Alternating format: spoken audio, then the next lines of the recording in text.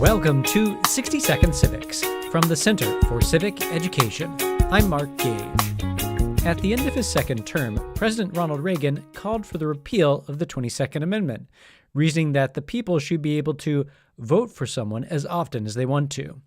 The 22nd Amendment, ratified on February 27, 1951, limits presidents to just 2 terms in office. It also limits to 1 term anyone who has served for more than 2 years as president to finish out someone else's term.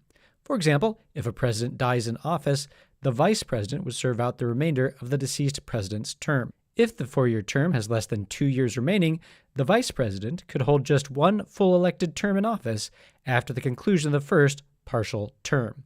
The 22nd Amendment came about because Republicans, and some mostly Southern Democrats, were concerned about President Franklin D. Roosevelt's unprecedented 4 terms in office, which took place in the context of the Great Depression and World War II. Roosevelt, a Democrat, served less than 3 months of his 4th term when he passed away in 1945. Prior to FDR, 2 terms in office had been recognized as an unofficial term limit, as presidents followed the example of George Washington and Thomas Jefferson, both of whom decided not to run after 2 terms. That's all for today's podcast, 60 Second Civics, where civic education only takes a minute.